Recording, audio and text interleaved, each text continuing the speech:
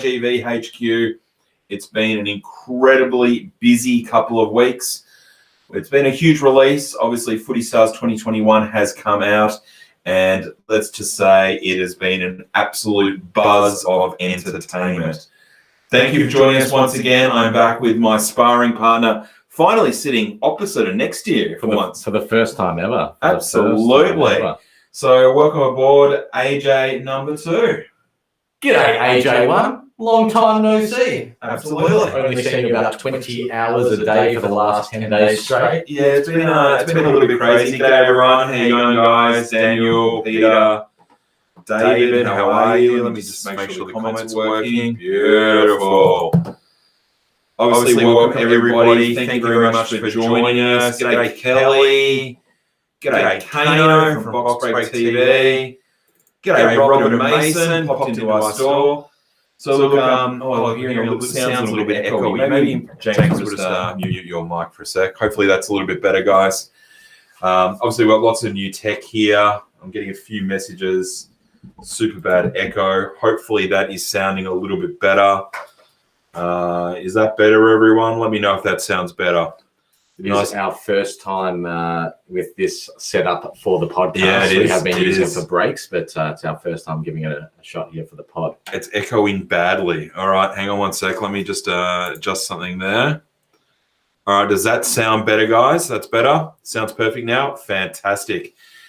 Yeah, so obviously it's been a huge couple of weeks, obviously, for us, not only at RGV. We've opened RGV Collectibles, and it's been full steam ahead with RGV breaks and victories we run today, all that kind of stuff.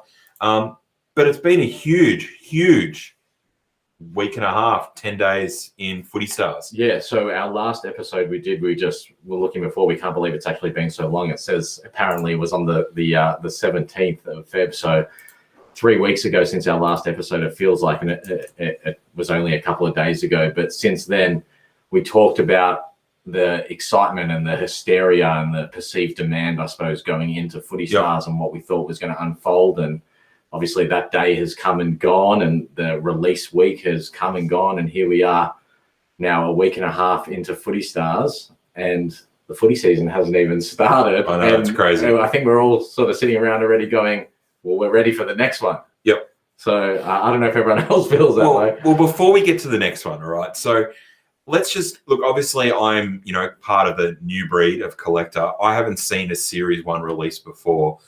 Has this been the usual kind of release for Footy Stars, or is this? Because my gut feeling is it's been a whole new level. And it is. It's a totally different world to what it was 12 months ago. So we saw. Yes, Jono, he's single if you're asking, but not for everyone else. Footy Stars 2020 was the first time we actually ever saw Series 1 really sell out. Yep. But it took the year to sell out. And what happened is that product progressively sold more and more as the hobby grew throughout 2020. And everyone knows that obviously things really started to explode for trading cards, and AFL included. So by the end of the year, everyone was talking about the fact that the Series 1 had sold out, but it didn't go like how this has gone. This is normally a product that sits out there throughout the season. You pick up boxes and stuff early, and then you just continue to pick up packets and whatnot throughout the season, and you've got predictor chases and all that sort of stuff going on. Yep. This is a whole different playing field that we're in at the moment, that we're on at the moment, I should say. It's a very different space. Yep. The demand is massively outstripping supply at a really broad level. And as a result of that, it trickles into specific releases. And this was going to be, a real indicator of what's happening what's going to happen in the year ahead for the hobby. Yep. And how, the frequency and the veracity, I suppose, of product being opened and hitting the market and people getting collections done and all the other aspects of it as well. So let's deal with two parts of it. First of all, I think there was expectation and hype, and then there was what actually Selective delivered. So let's just talk about the first part first.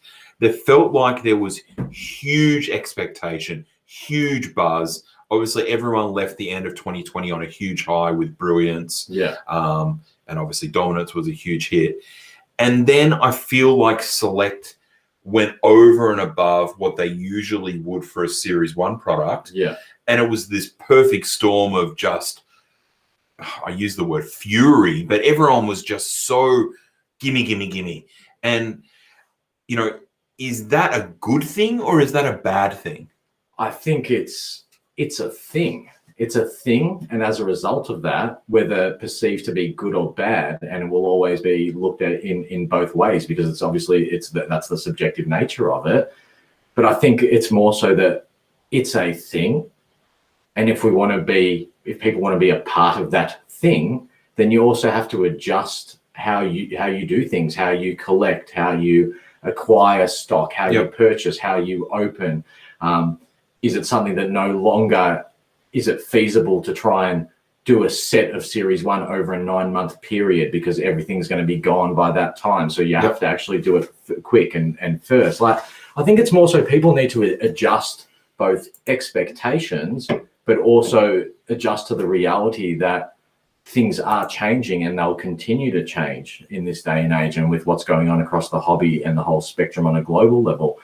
Everything will continue to change and people need to be able to adjust to that. And I know we've talked about it in depth before about adjusting, rather than being, I suppose, annoyed and potentially just walking away. People need to also consider adjusting the style or the methodology behind how they collect or how they resell or whatever it is that they're doing. Yeah, on that, and that begs a question that Lee's just brought up.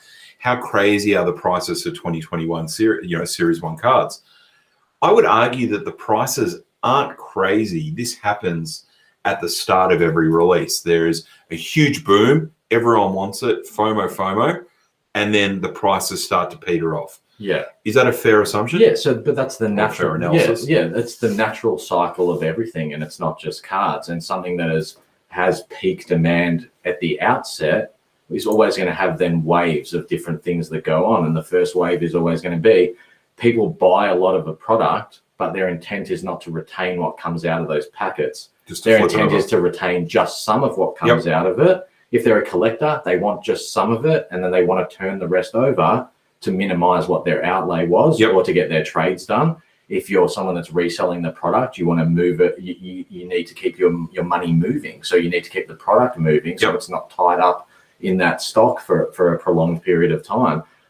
If you're a breaker, you want to move through your break stock unless it's going to be perceived to have a higher value down the track at a later stage, or if it's perceived to be that it's going to be readily available. Like there's all these factors involved.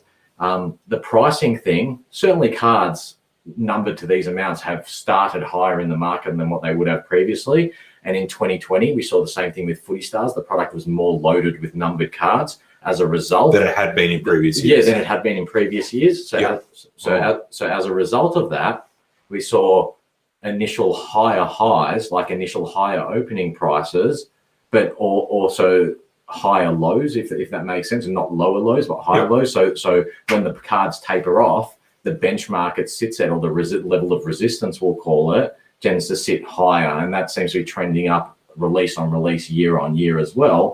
And then we're seeing the releases create an uplift on previous product, because people need to remember, for every new person that comes into the hobby, if they decide to start backlogging previous sets from the day that they joined, that's more and more cards that get taken off the secondary market as singles. So eventually they run out. Those cards numbered to 70 eventually run out. And depending on what the team is and how hot the hobby is, they run out a lot quicker than expected. So my expectation would be that, showstoppers were numbered to 70 last year. These marquees are numbered to 70. Showstoppers last year, aside from the Jaden Stevenson on opening day, opening week, which was going for astronomical money, everything else, in my opinion, started. This is again silver showstoppers to 70. They started low. The prices started lower than what these ones have this year. I think that's a reflection of broader participation and broader demand in the market.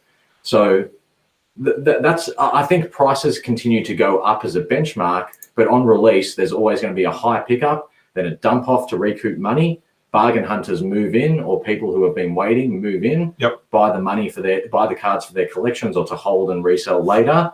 And then you see upwards price pressure, and then sometimes there's a second and third selling wave as well. Depends on the product and how the product hits the marketplace. Yeah, and I kind of feel like there's always going to be the certain players from certain clubs that are going to be in demand. And we flagged this very early on, that we saw that Bailey Smith, Josh Dacos, Will Day, They were basically the three. Yeah, they were the three. We always knew those three were going to come out pretty quick, and they have certainly gone out high straight away. Yeah. I feel like they've dropped back a little bit, and that's a good question. Robert's just asked about, do you think the marquees will retain their value? Well, history would say that they're not going to stay at these same values that they are in the first week. Some will and some won't. Yeah, but I mean, Bailey Smith is not going to suddenly become a $200 card.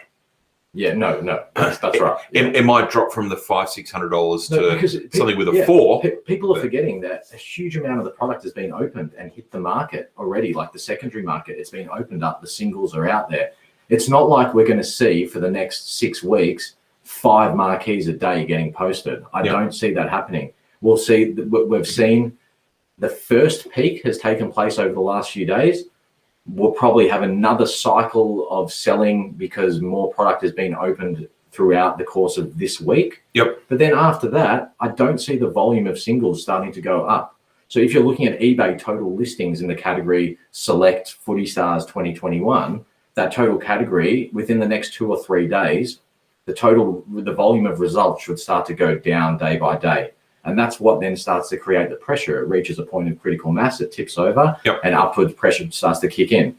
Certain cards of certain players from certain teams just will not go down in price. Yep. Like, I think you and I probably would both agree that the Dustin Martin Bang card, it's not going down at this point.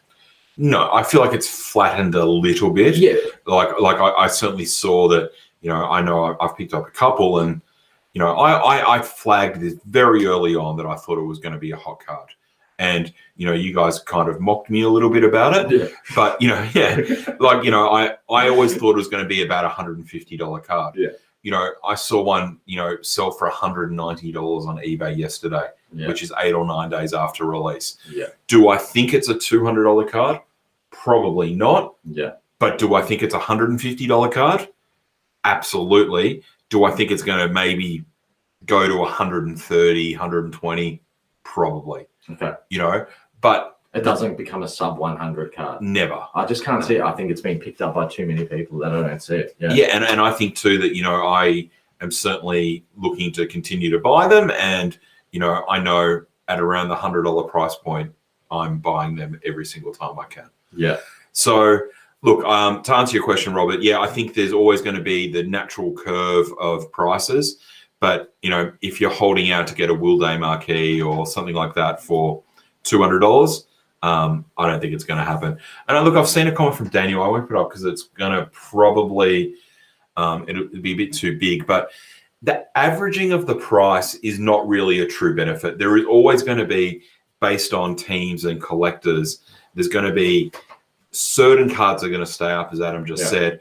And then the lower, less collected clubs, their cards are going to stay lower. Yeah. Do I think Isaac Rankin is going to stay at around $300? Not sure. Do I think it's suddenly going to be a $150 card? No. I think it's going to stay a little bit higher than, say, the David Swallow or the Fiorini or whatever. The Fiorini, I think it was last year. So I think there's going to be a natural progression of things being a little bit more. But again, time will tell. You know what I mean? Yeah. So let's talk a little bit about the release. Obviously the marquee we've talked about. I think it's a brilliant looking card. We've been lucky enough to pull a couple at RGB breaks. The shine and the frame around it is fantastic. So the marquee sort of speaks for itself. What do you think of the Brownlow predictors and the Premiership predictors and the Coleman predictors? Because obviously I feel that there is going to be more hype and more speculation on those cards this year. Yeah. So they're going to be, especially with the Coleman being a new card, do you think they're going to hold their price, or do you think there's going to be sort of a savage dip off on some of those once the footy starts? Yeah, absolutely. There'll be that's where the fluctuations really kick in. I think most other things retain value, and value settles at a certain point for all the other numbered inserts. The predictors start to move and they fluctuate wildly, and it's a combination of performance on-field performance versus collector base. So a lower collector base team that isn't performing could become a very, very cheap card. Yep. Whereas a higher collector base of a team that's not performing will become a medium price card. Yep. Sort of thing. And then obviously anyone who's performing of any team becomes a high price card, and we'll see that fluctuate throughout the season. Yep. So What's interesting is that what's happened here is the predictors have come out. A significant amount of them have been opened or on the market before Absolutely. play has even started. Yep. And before polling for anything has started to kick in. So as a result of that, the market almost doesn't know where to find its feet, I think, a bit. And that's why we're seeing such a big contrast between pricing on those predictors. But it's really interesting for me, for the first time, there's obviously some sort of feeling that Jack Steele slots somewhere into that range of players that could win a Brownlow now. Yep. And the Brownlow prices for him before the season's even started is literally 4x on what they've ever been before. So you can pick up a Steele Brownlow at the moment for $80, right? Which a lot of people will look at and go, wow, well, that's cheap compared to other potential Brownlow winners. Yep. But for St Kilda, that's a card that, like, 2019 Brownlow predictors, $10, $15. You know what I mean? 2020, they went up a bit more, obviously with the market. Now it's starting to price him in as a potential vote getter. Do you know what I mean? So it's interesting. And do you think at that stage, when the season starts and it drops off a little bit, Brownlow predictors in particular have been a subset people have wanted to collect on their own? That's right. And, you know, you look back, we get tons of requests for 2018, 2019 Brownlow predictors. Being that it's Series 1 and so much of the product normally doesn't appear, but it is appearing this year. Yeah. Do you think that makes it more obtainable for the people that, you know, a good friend of ours, Marquis Meditar, he collects the Brownlow predictors. Yeah. So do you think that makes that set more attainable for him this year? So I suppose the big difference between Footy Stars now, or Series 1 now, and what it used to be is that collectors are buying up a huge volume of the stock. Yep. And as a result, the numbers become a truer reflection of what's actually on market. So traditionally speaking, and someone feel free to correct me if I'm wrong here, but I remember a couple of years ago asking the question and getting a pretty solid answer that the Dustin Martin at that point was the highest redeemed Brownlow predictor of all time from the Brownlows or whatever. And it was only about 30% of the run.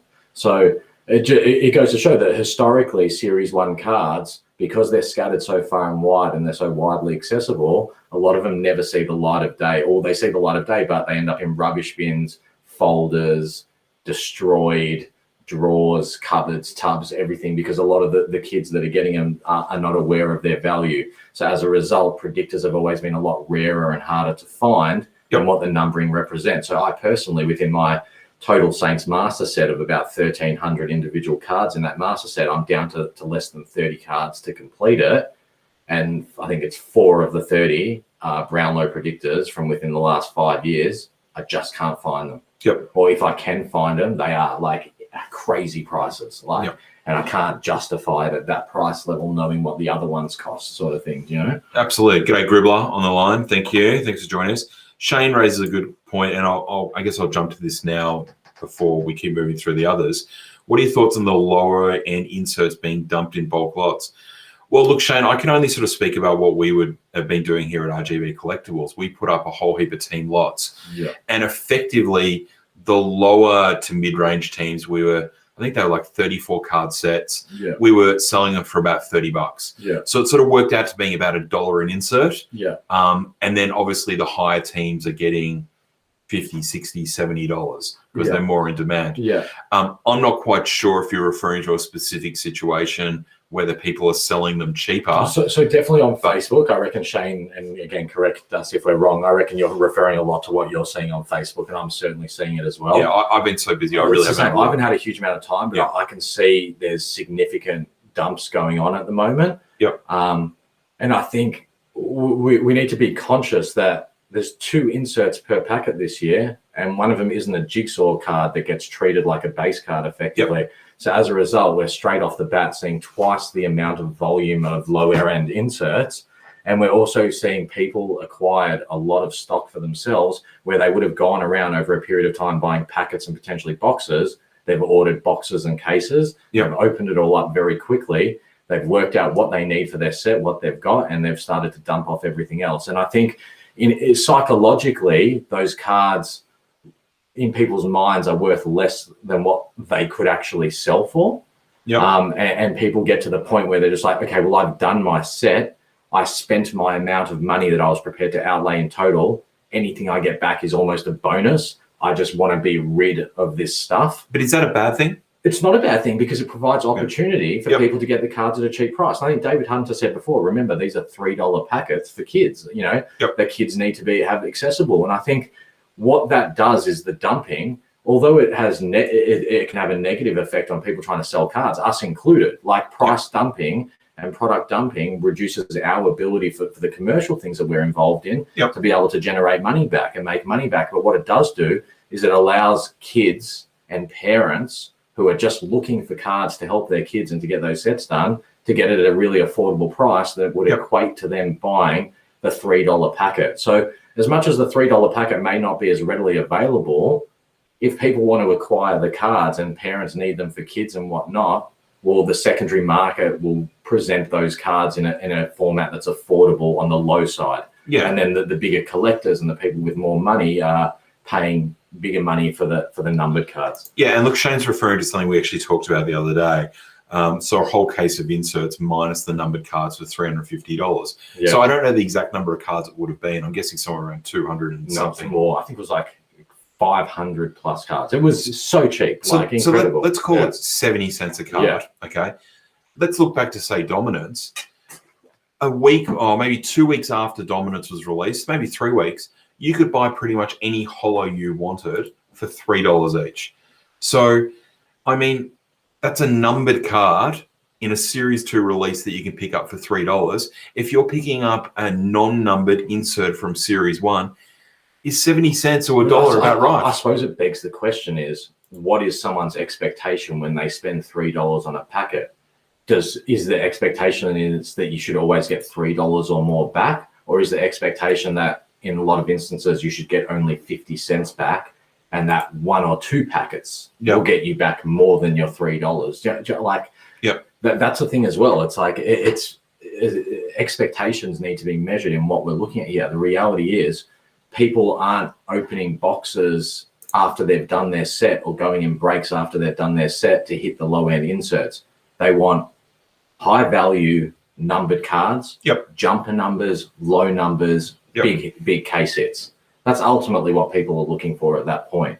So again, but I think at the end of the day, there's still a huge market for the singles. And I think Facebook is an over-representation of the marketplace and the hobby and the community. I think, that's a good point. And I think we've really discovered in the last couple of weeks, because we've got this eBay store set up. So we've seen what's happened is, and we've sold quite a lot of stuff through the store. Like, don't get me wrong, we've had a lot of listings and we've put in a lot of hours to get them up and do it all. And a huge amount is sold. But I think the general consensus in this building right here is that somewhere between 95% and 97% of all buyers on who have bought stuff off our eBay store since the release of Footy Stars, we do not recognize their names. They are absolutely not within any of the Facebook trading card communities, let alone people's names who we recognize in general. So I think that is really representative of how broad the interest really is in cards and how many people there are out there that are not just sitting in Really Good Vibes or the AFL Select and Team Coach Trading Group or whatever community it may be on Facebook. It can be a little bit of a distorted view. But here's the thing. When I first joined Facebook communities and I first started getting invited to pages, the whole reality of it was you would get cards in a lot better transaction, almost a more secure and enjoyable transaction, but you would generally get cards a lot cheaper than what you would get them for on eBay. It was like you were being accepted as part of a community and you were part of a small community within the community, and it was beneficial because people looked after each other on the price of cards. And as much as people don't necessarily think that's the case now, I think in most situations it actually is. And even when you take away the 12% of eBay costs, the sales and the items that generally get listed on Facebook are a lot cheaper than what actually they sell for on eBay. So within the Facebook community, people are actually very fortunate because they are getting best value options. We know from experience, we have seen cards on our eBay store sell instantly for $50 whilst they're being sold on Facebook for $30. There's no doubt about it, you know? So it's a very interesting time at the moment. The community on Facebook, as much as that's growing, the community outside of Facebook is growing massively as well at the moment. Absolutely. So do you think then is it a bit of a poison chalice then that people are wanting these cards to be worth more, and in Shane's respect doesn't like the idea of them dumping, but on the other hand, people are saying, well, this is Series 1. We want our kids to be able to get it. We don't want to have to spend $3 an insert. Yeah. You know, I feel like it's impossible to please everyone. You can't please everyone in any type of situation, let alone this. But let's look at this. So for those that don't know, Shane Penrose, an absolute stalwart of the community and the collectors community, been around for a long time within all the circles within the community. Everyone knows Shane. He's running at Malvern Town Hall on the 21st. He's running a card show there where people are exhibiting. Yeah, on Sunday the 21st, Malvern Town Hall in Melbourne. Yep. Make sure you check it out online. Shane, feel free to post a link into the comments here. But this is leading towards something, Shane, because what it's leading towards is most people who take stalls at the card fair will be selling and looking to sell off all these low-level inserts from Footy Stars. That's my expectation. And my expectation also is, being someone that's actually from that municipality and within that area, that aside from all of us people on Facebook and on this stream right now and on Card Authority that are intending on going, there is going to be a very significant amount of parents with kids, teenagers, young adults, all going in there with the intent to buy the single cards of Footy Stars and stuff that they need. So the fact that there is so much available and out there actually is going to become beneficial to the resellers and the people who are taking up stands at the fair, because it's providing an opportunity to sell them at what would be a higher market value than what they're going to get within our Facebook community who already has all the cards. Yep, very true. So look, we'll keep moving on. Obviously, there's heaps of questions coming through, so we will sort of circle back to a few of them. Jay, just quickly, I'll answer this one because it's easy. Why didn't Select have the 2-pack with the album this year? I mean, I don't have the answer to it, but I presume it was just, again, trying to make the albums cheaper. They reduced them from $25 to $20. Yeah. So it's effectively same. Go and buy 2 packs, get the album, same cost. It might be a logistical thing. I don't know whether or not they actually do. They may repack that here. Again, I'm just guessing. But it's not as though you're paying the same price for no packets. They reduce the cost. All right, so we talked about predictors. We talked about low end. Let's talk about the bangs, obviously. Yeah. You know, I said right out of the gate, I loved it. There was a lot of apprehension about it. Obviously, a little bit of blowback that was similar to the Kaboom cards. Do you think a card like that is going to stand the test of time for desirability, collectability, and value? Because I would argue the fireworks, apart from, you know, say Dusty and a few of the key teams, those things you can't give away. Yeah, I definitely think that Bang holds a better value than Fireworks. I just think that Fireworks were not a great card, and that's what the general consensus was on those. Yep. I think there's certainly, you know, mixed opinions on the Bang. I definitely saw a lot of people sway more towards liking them. However, I think that at the end of the day, it's still a Series 1 hit that is got a lot of players represented. How big is that subset? It's huge, yeah? 8 per team. Yeah, so it's massive, so 144 or whatever it is. It's I don't know. I don't see it having or gaining value over time. I see where it settles is where it will probably settle until 2 years down the track when they become impossible to find. Good question there, AK. Big shout out to AK. He's been coming into RGB. He loves the bangs. He's been coming into RGB Collectibles and RGB Breaks to help us out over the last couple of nights. I don't know if iconic's the right word, but you've always told me many, many times, first releases of cards or Series 1s of cards I agree. are the benchmark. Do you know what? I have my own personal issues with the bangs. Yep. And that as a result. Well, what are your issues? So my issues are, I think there's a quality issue with the card. And I think that's something that will improve over time because it's the first of a new series and they're obviously testing different things. I see a quality issue with those cards. As a result, I'm someone who would, as most people know, will bulk collect certain players that I PC. Yep.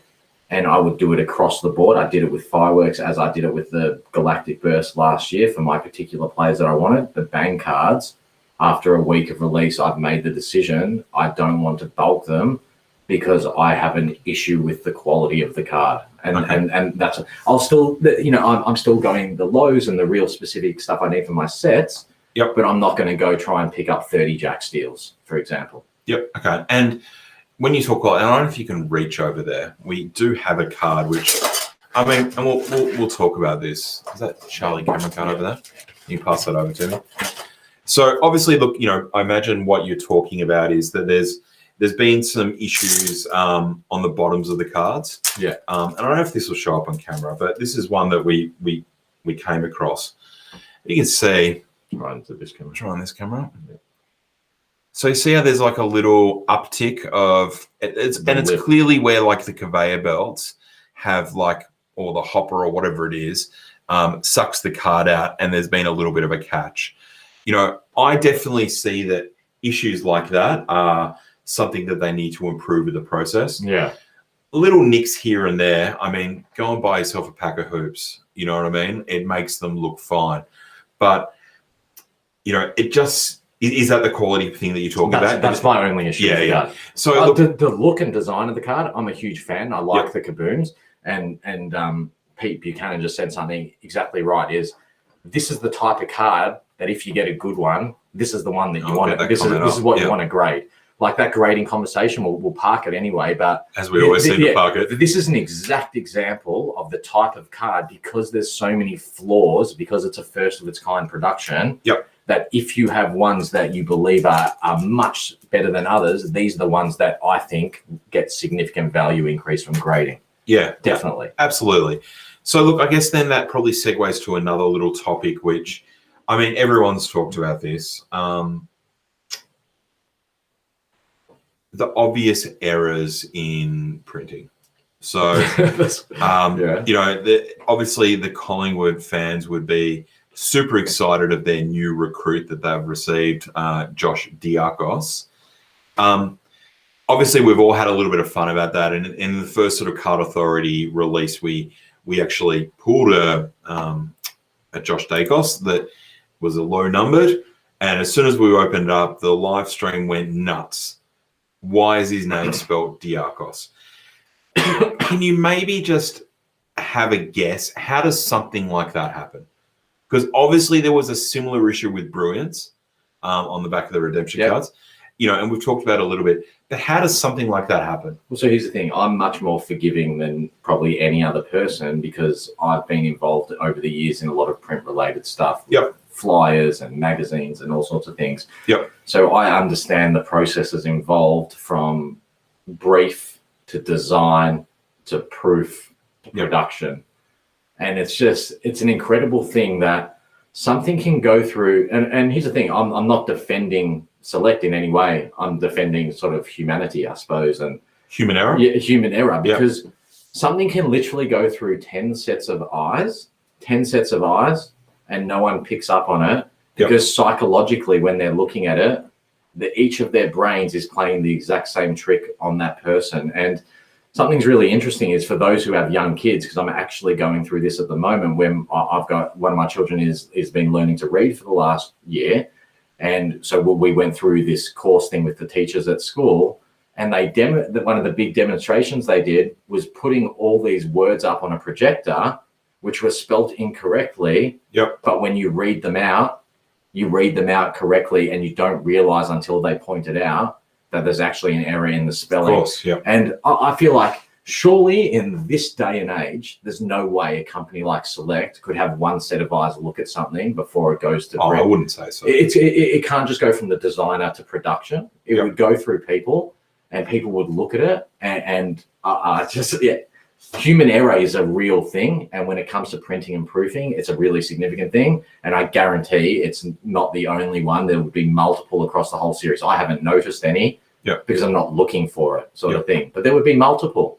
And my guess is that the way that things are structured with AFL licensing, and again, this is just a complete guess, but I would imagine that there would have to be some sort of step in the process that the AFL would have to oversee these cards as well. So clearly, somewhere in the process, the AFL have ticked this off as well. Yeah. So if they've ticked this off, I mean, it kind of just becomes a little bit of a domino chain of just human error. Yeah. So look, I did reach out to Select. Obviously, there's been a few people ask about this stuff, and we've had a few messages. Sorry, I just need to clarify quickly. Before, I thought it was Shane Penrose that asked the question. About Shane Watmo. Yeah, it was Shane Watmo. So my apologies. I confused the two Shanes. Yep. Shane Watmo is another legend. He's also from Melbourne. I'm sure he'll be at Shane Penrose's card fair. Yep, absolutely. Don't worry, Shano. We knew who you were. I didn't realise. But I was just going to say, look, I have reached out to Select and asked them the question about young Josh Diakos.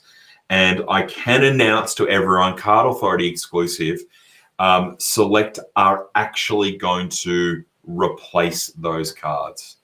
So there will be an announcement in the next week or two, I think it will be, and they're going to try to, rectify the situation and actually get a correct spelling. Yeah. Josh Diakos. So just so everyone knows, AJ literally said to me like a minute before he clicked the on-air button, he was like, "Oh, by the way, I've got an exclusive I've spoken to Select about the Dacos card situation." I was like, "Awesome, thanks again, mate." Yep, also filling in the co-host before the show. So let me just ask you may not even actually know. Is there do you know what the process is? No idea about the process. And obviously, look, it's been incredibly busy for Select. We can all see that from the outside. Yeah. But they said, look, it's something that they've taken on board very seriously. They've obviously got huge pride in their product, and they are going to look to resurrect it.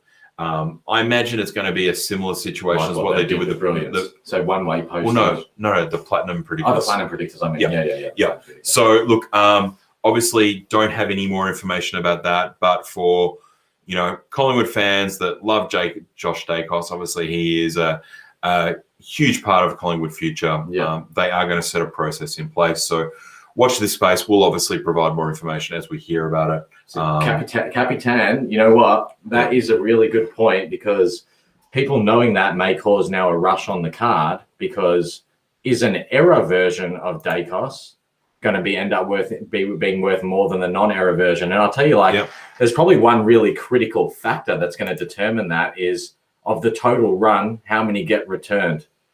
If the amount that get returned make the error version rarer, the error one probably becomes worth more money. But no one will know until it actually happens, like it needs to take place. Yeah. So it's a really, so people have the conflict in their mind. Do I send it in or do I keep it? Or do I go get another one, send one back and keep one? Interesting. Does every Collingwood collector go for the double now? Yeah.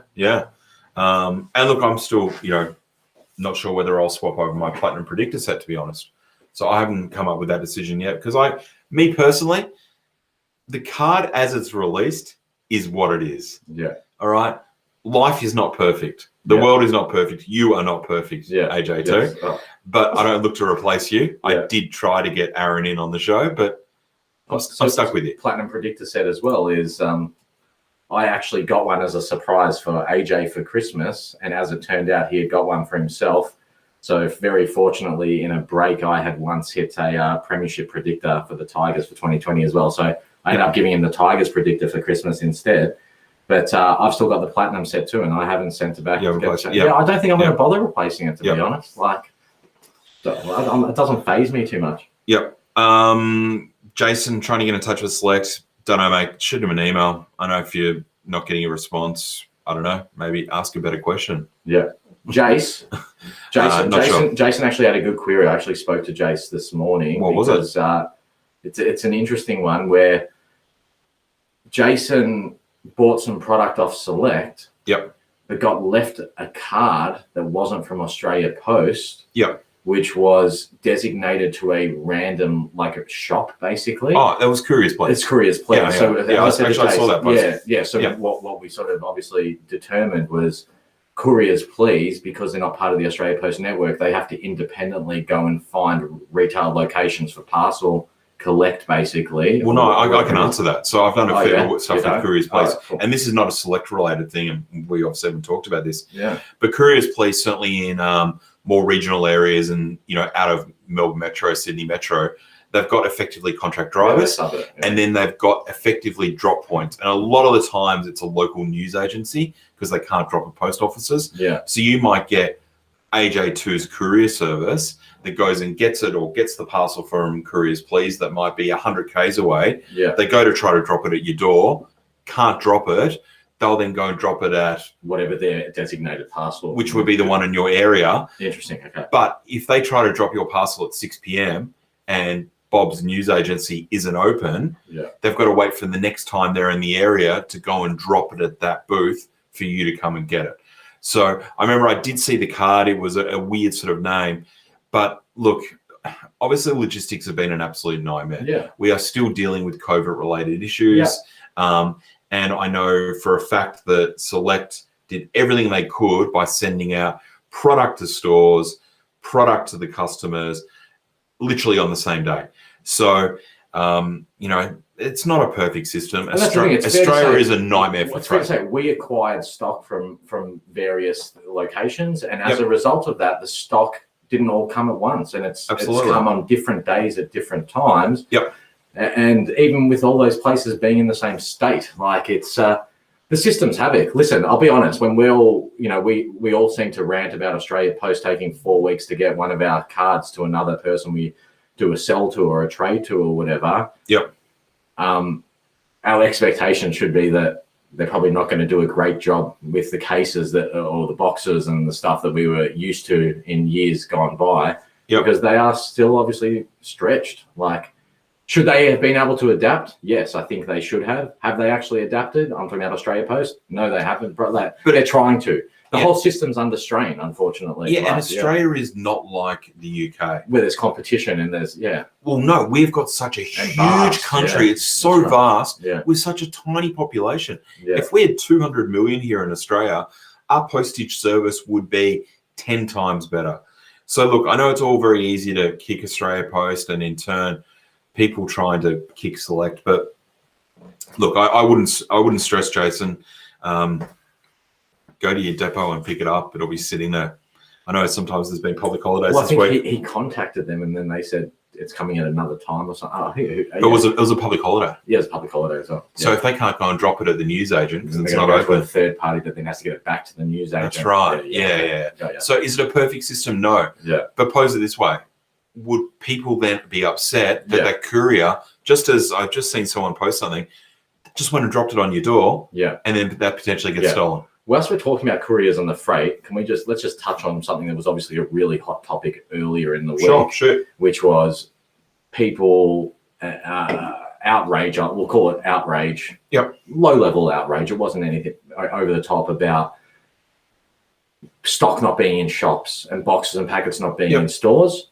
But obviously, at the exact same time that there's complaints about stock not being in stores, everyone is getting their stock. Yep. Now, in years gone by, that wouldn't happen, and you'd have to go out to the stores, or you could receive it 2 days after release, and you didn't really care at that point. Yep. But I said it at the time on a post that was on Good Vibes, and I absolutely stand by it. Whether it's Select, Panini, Team Coach, any other industry, no matter what it is, you just can't win.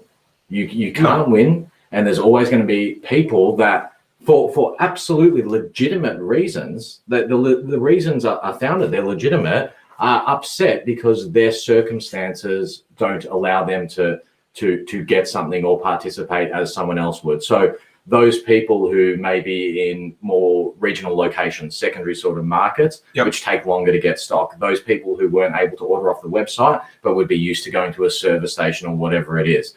It seems very clear that Select made a very active and educated decision, an informed decision, that they wanted to get product into the hands of collectors and the buyers first up this year for Series 1, because there's been so much complaints in the past that hobby and series and collectors don't get it first sort of thing, or don't get it at the same time. So I think they did that, and they did everything they could to do that.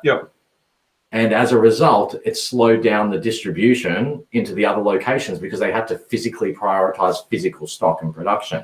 So service stations, mass merchants, the mass market, the mainstream market stores didn't get it at the same time as what the hobby did. But I think the hobby needs to more, or the direct consumer needs to more look at it like, well, we got a bonus. We actually got it early instead of getting it on time.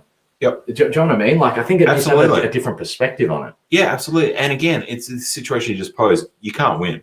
Do you know what I mean? If the news agents had got it before people had ordered it direct from Select, that's shit. Can you imagine the uproar? That's shit. Imagine the uproar if people ordered online and I the just news saw agents Crispy got it first. posted something here about Perth got shafted by Select. Well, it's not that they got shafted by Select.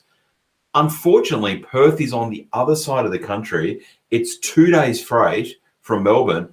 If you send a parcel from Perth on a Monday and you send the same parcel to Moorabbin, where we are here, so it's going to arrive in Moorabbin faster. I pose this. Does it become the responsibility of the informed, in which this case would be anyone who has wholesale accounts or anyone that was able to purchase at a trade level, we'll call it, who had been informed and communicated to by Select along the way that there were production delays and delivery delays that would result in distribution delays. So effectively, anyone that was ordering at a big level absolutely knew what was going on, and that product had actually been delayed, and that the intent of the company was deliver it. It's delayed and there's issues, but as soon as we get it, you're getting it. As soon as it hits our factory or our warehouse, we're ready for it to be redispatched straight back out. I think the difference is there's a lot of people in the know, but there is the vast amount of people that have no idea that these communications actually took place to begin with. And they did. And I think that's probably a change from the past as well, where in the past, everything was very much unknown and there was a real lack of communication between companies like that's true. You got to give them credit about that. Select and the customer base. So I suppose it poses the question is, do they need to do more to give the front end market some more information moving forward like they did on the dealer level?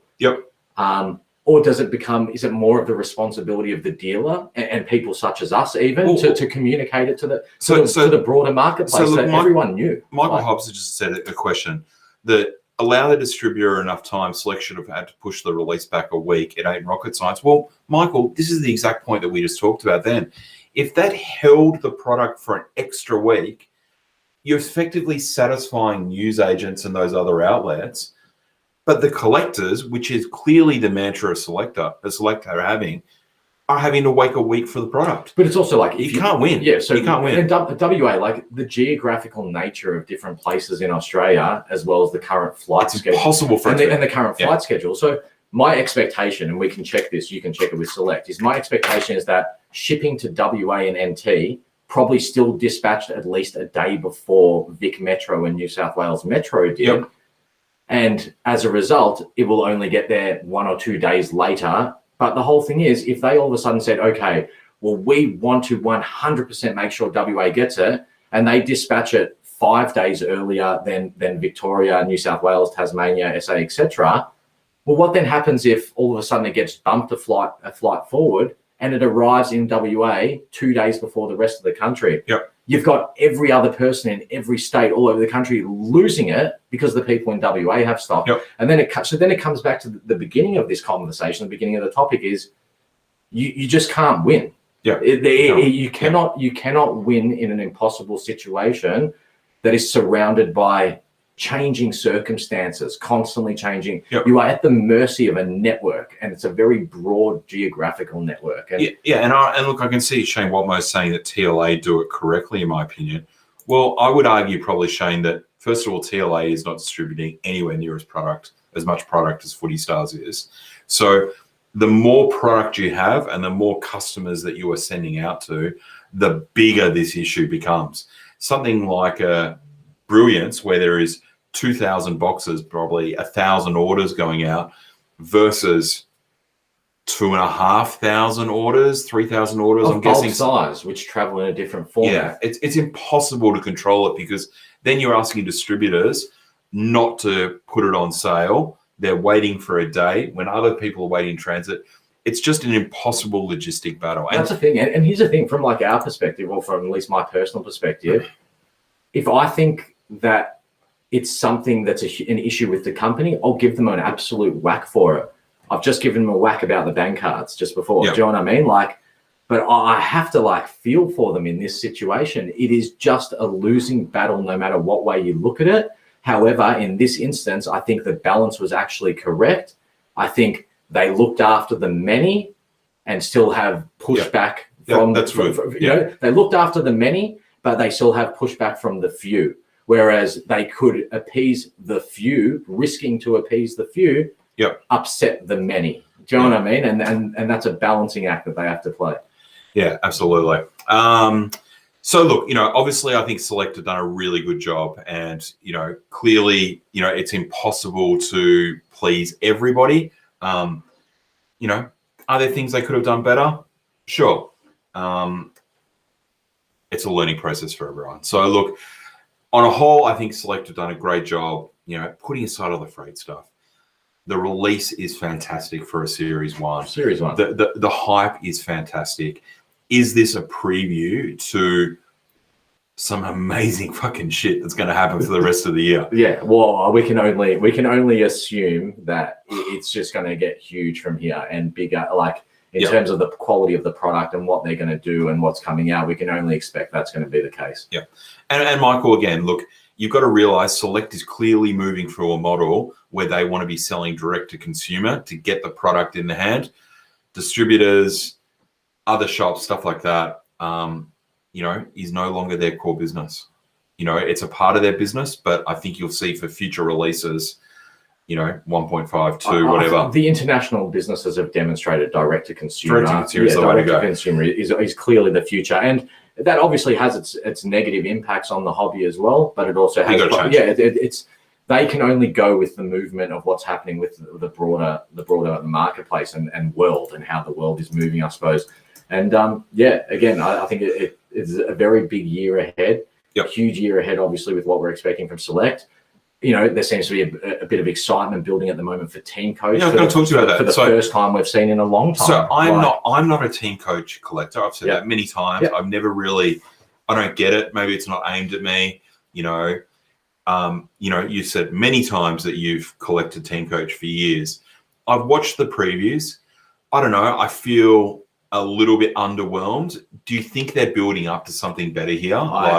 So a few things. So for those that don't know, Team Coach is what actually got me back into trading cards, because I was hunting around online trying to find some cards for my kids, because traditionally kids, Team Coach is massive amongst the kids, far bigger than what Footy Stars is amongst children. It's a huge thing.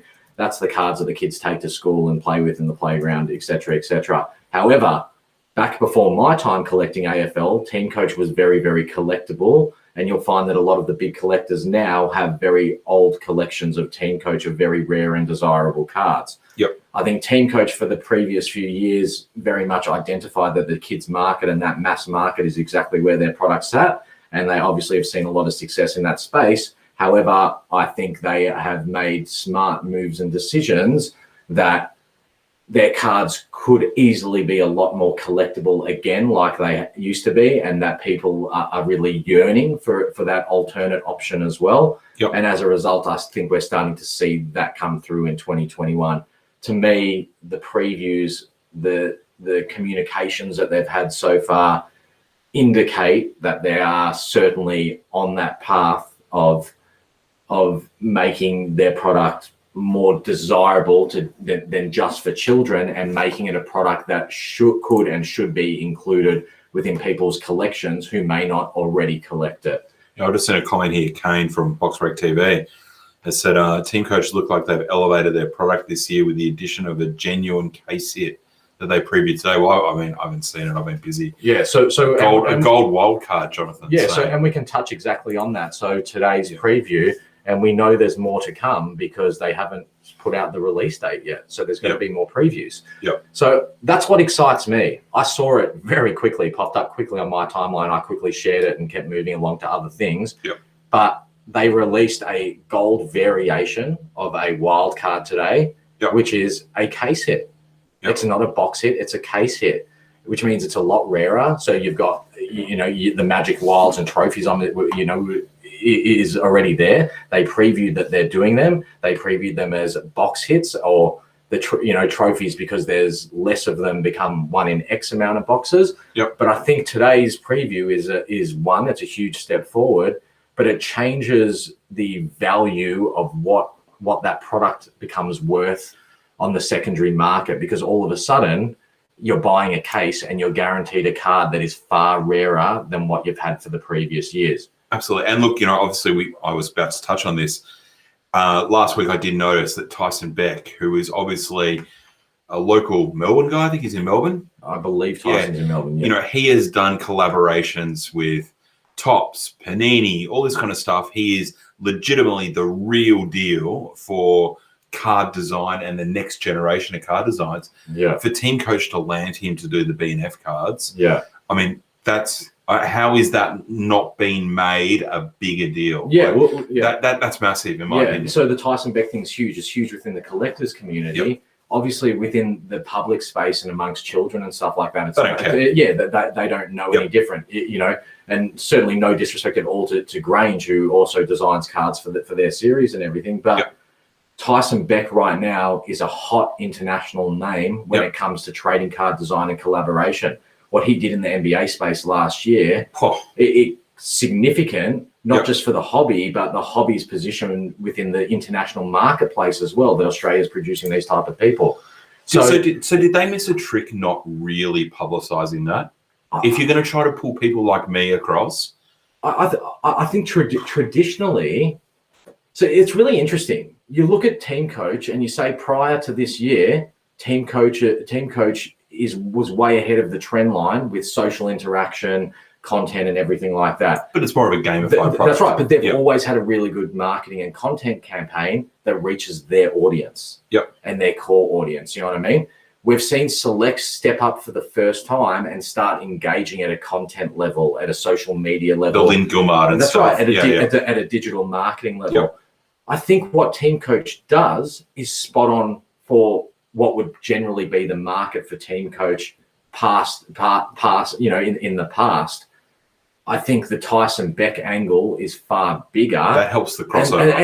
And us talking about it is a very clear example of the importance of it, and the fact that people are commenting about it are the importance of that communication. So it could, at the end of the day, it could have been a case that they didn't even mention the guy's name in their content. So the fact that they mentioned his name at least is a really positive thing. Tyson also obviously pushed it out as well, which is great to see. Yep. But it's a big deal. But then why didn't they wheel him out and do a video? Or, if they're looking to get, again, I keep using the excuse because I think someone like him, and especially at the point of engagement, is engaged as a designer, not for their profile as such. But that's crazy. But that's a mistake in my opinion, because it's like going and getting Pro Heart to go and paint your wall in some restaurant, and you're not putting his name up next to it. Yeah, that's fair. That's fair enough. You've got someone who clearly they must have paid a shitload of money to. Yeah, who's got this international brand. Promote it. Yeah. That's the thing that, as we can see the comments that are coming on the screen, people are saying that that's going to be a highly collectible set.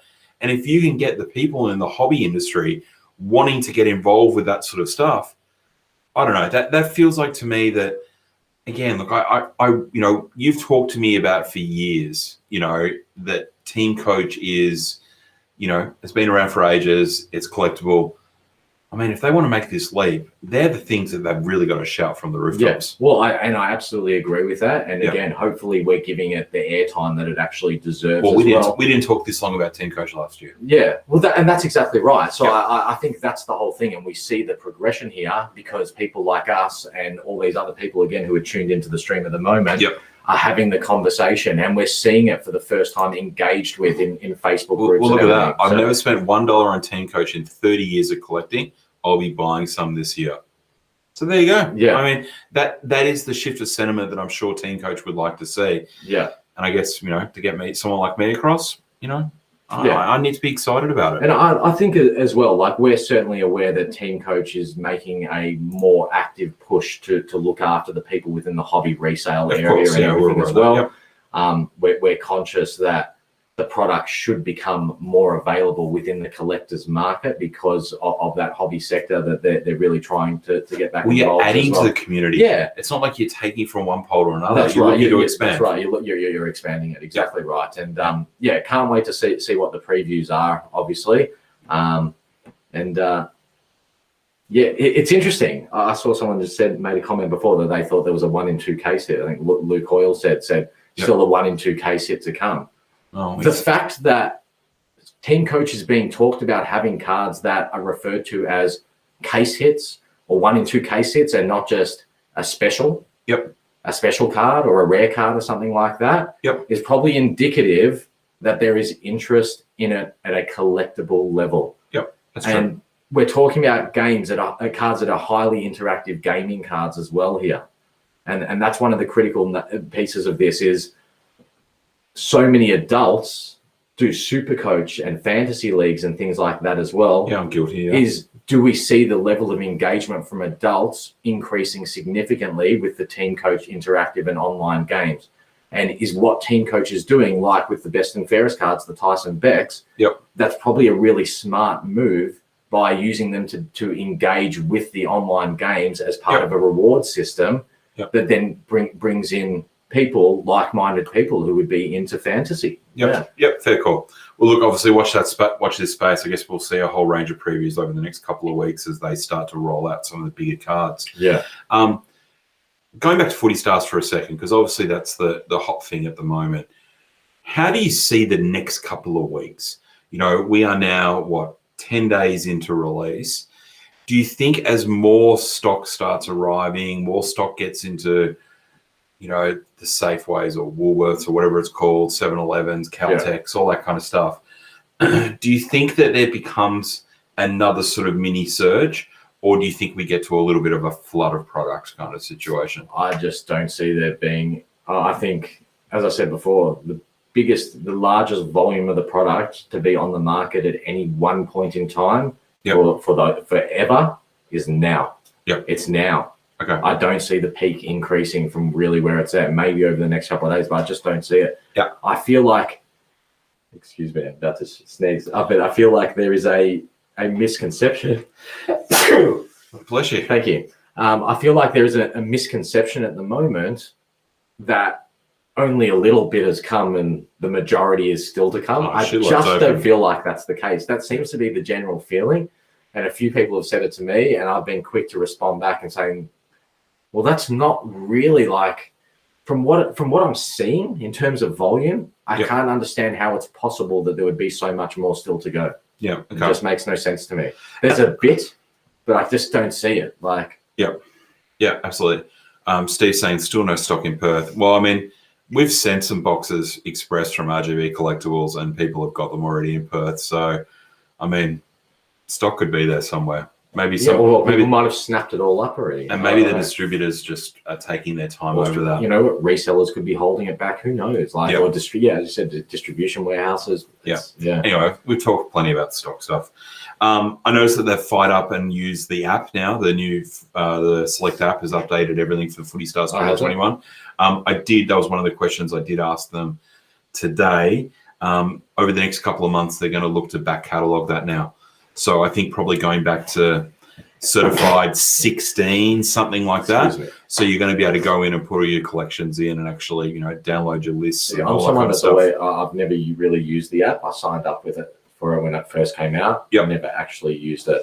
Look, I've got some serious custom built spreadsheets and everything to track my collection, but I've also always been apprehensive about giving my information away and what could happen with it. Yep. But what are you really giving away? Information about what I'm holding, I suppose, and how that, look, it's, I don't know, it's definitely... grab the tinfoil. That's right. Grab the tinfoil. It's tinfoil stuff, but... G'day, Steve. How are you, mate? Do I want to be retargeted by ads based on players that I like?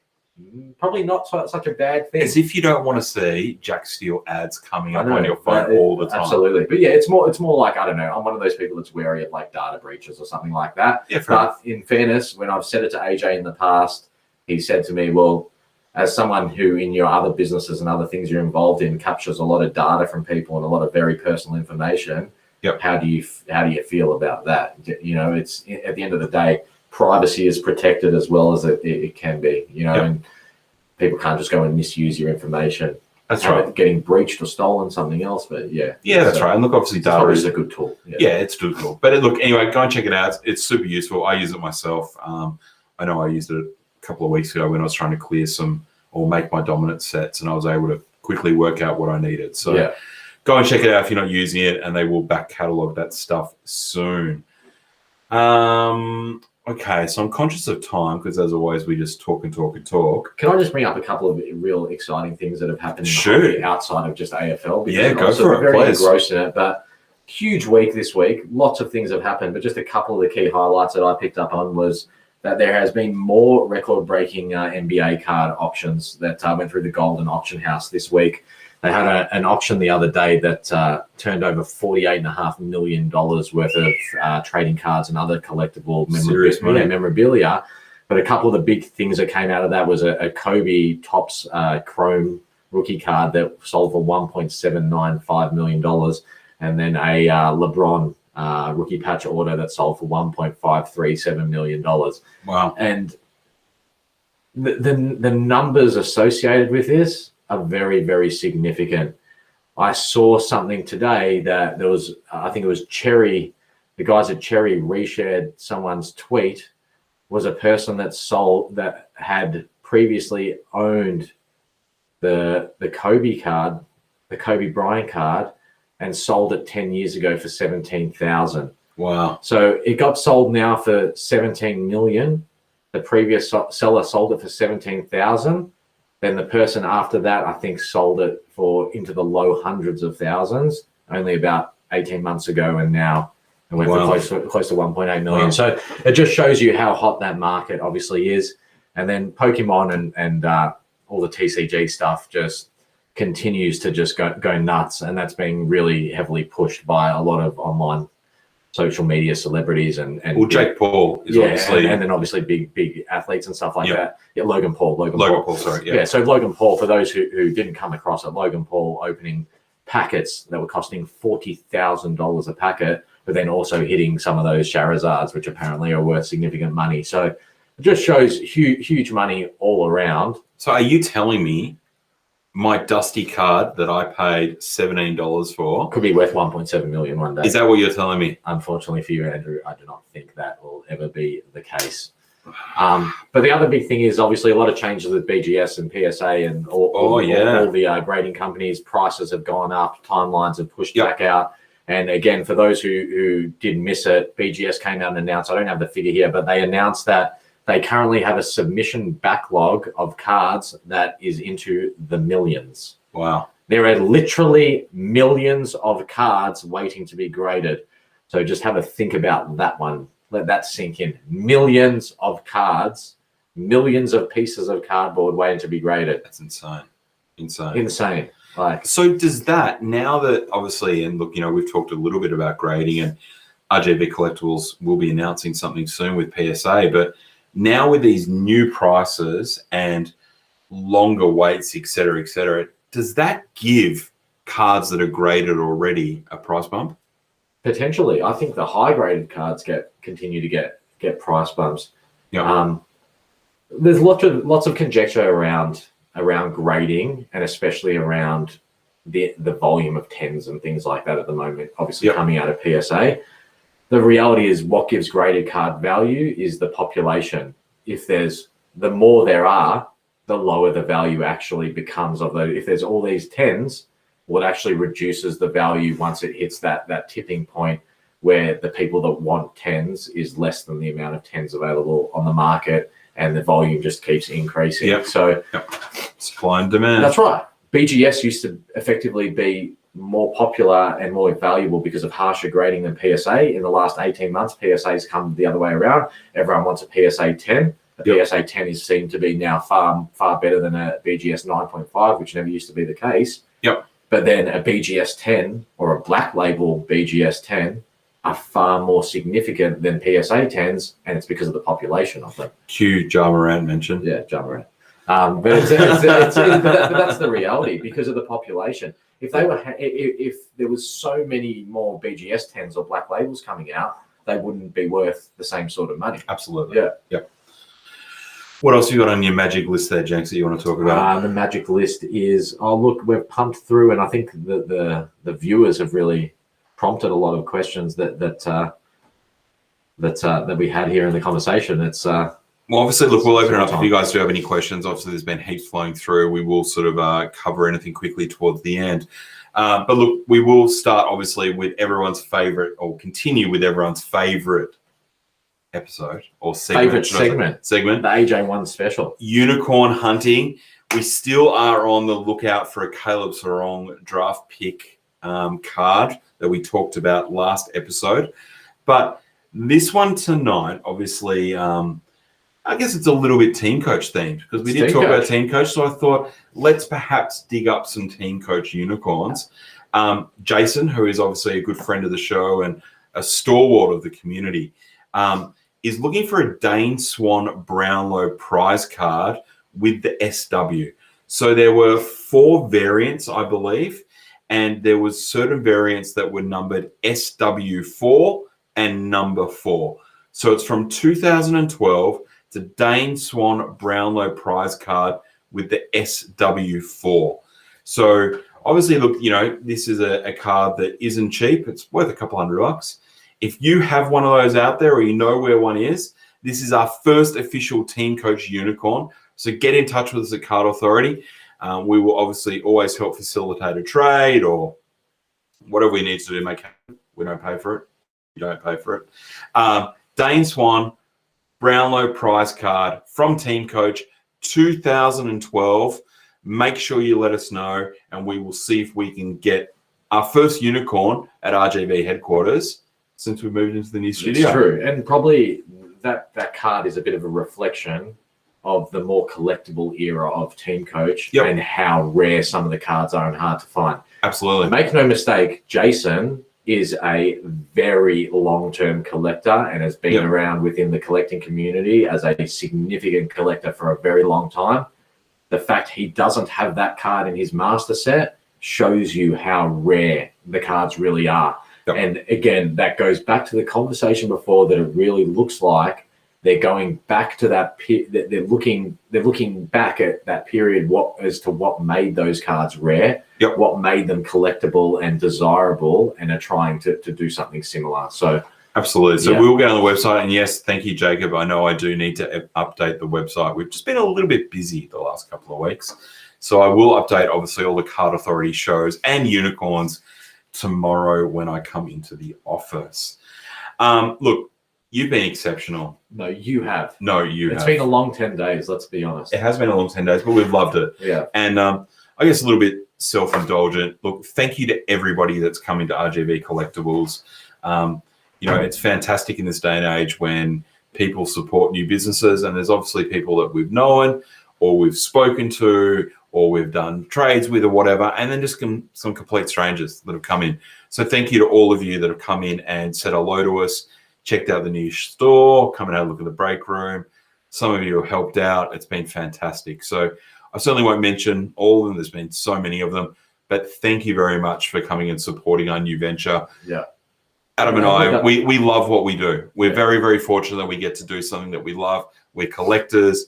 We're obviously businessmen, but we are collectors, and we love being able to do this and to be able to help you guys all enjoy the community. Yeah. So thank you. We really appreciate it. The sense of community is what really permeates through everything that we do and we want to do. And absolutely. Be able to empower people and to collect, to have a voice, to discuss, to engage, to really be part of it at a broad level. So it's been incredible to see over the last 10 days how the community has all interacted with itself across the board, and all the various break pages and the different online resellers and the trading pages and just everything in general. It's just been incredible to watch unfold. And as a lot of people know, we look at a lot of the numbers and the data associated with everything. And, just a few days ago, I was sharing with some of my fellow admin on some of the pages, some of the data and the graphs and everything. And it just... the community's alive. It just shows a community in card collecting. And this could be contrary to some things you've read or some things you've seen, but the community involved in card collecting in Australia is absolutely massive right now, and it's so engaged. Yep. And it is overwhelmingly positive engagement as well. It's just, Absolutely. it's an amazing thing to look at. And look, so many of you guys are writing messages saying thank you. And look, obviously, thank you to you guys too. We won't be self-indulgent enough to put them all on the screen, but thank you. We appreciate you guys coming down. So look, we will wrap the show up. Obviously, we will be back next week for another episode of Card Authority. Me and James have to go and do a break now at RGB break. So for the few people that are sending me messages about that, don't worry, we'll be busting some packets very, very soon. Thank you very much, guys. Adam, thank you. Thank you, sir. And thanks, everyone, for tuning in. And thanks for the engagement tonight as well, guys. It's been great. Yeah, can't wait for the next episode. And for those who are breaking with us in just a few minutes, we'll see you guys soon. Oh, and see everyone at Melbourne Fair. Yeah. Melbourne Card Fair, 21st, Sunday, March 21st, Sunday. We'll be there. The Details boys are up on the Good Vibes page. They're all over the internet as well. Just check it out. Melbourne Town Hall in Melbourne. Make sure you check that one out. And guys, have fun out there. Lots of good things to do in the community. Enjoy. Have a good night.